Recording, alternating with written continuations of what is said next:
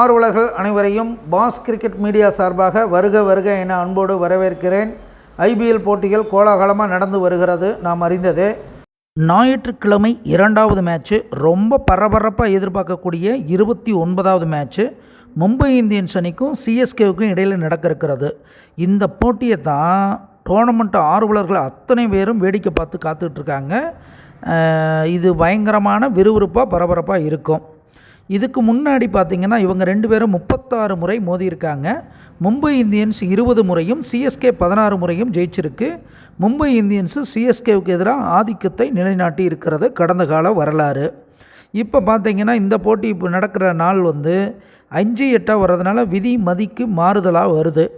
அதனால் ஜெயிக்கிற டீம் ஜெயிக்கிற மாதிரி தெரிஞ்சு கடைசியில் தோக்கலாம், தோக்கிற டீம் தோக்கிற மாதிரி ஜெயிச்சு கடைசி நேரத்தில் ஜெயிக்கிறதுக்கு வாய்ப்புகள் உண்டு.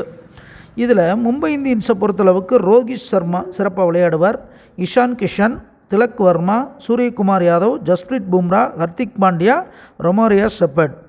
சிஎஸ்கேவை பொறுத்தளவுக்கு ரச்சின் ரவீந்திரா, அஜின்கே ரஹானா, அடுத்து ரவீந்திர ஜடேஜா, முகேஷ் சௌத்ரி, சிவம் தூபே, மத்தீசா பத்திரனா, சர்துல் தாக்கூர் இவங்கெல்லாம் சிறப்பான ஆட்டத்தை வெளிப்படுத்துவாங்க.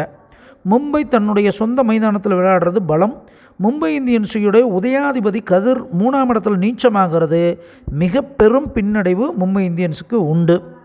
அதே போல் சிஎஸ்கேவுடைய அதிபதி மந்தன் கொஞ்சம் மோசமாக ஆரம்பிப்பாங்க. இப்போ மெதுவாக வெற்றி கோட்டை நெருக்கிறதுக்கு வாய்ப்பு இருக்குது. ஏன்னா உதயத்தை நோக்கி வருது மந்தன். அதே போல் சிஎஸ்கேவும் எளிதாலாம் வெற்றி பெற முடியாது. பாம்பு 11ஆம் இடத்துல இருக்கிறது.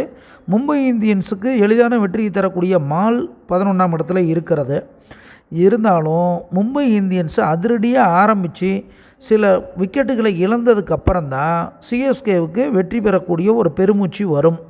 அதை தொடர்ந்து தக்க வச்சுக்கிட்டு சிஎஸ்கே அணி என்னதான் போராட்டத்தை மும்பை இந்தியன்ஸ் காமிச்சாலும் அதையும் தாண்டி கடைசி நேரத்தில் வெற்றி பெறுவதற்கு அதிக வாய்ப்புகள் உண்டு. அனுமானிப்பது நாம், தீர்மானிப்போன் இறைவன். நன்றி, வணக்கம்.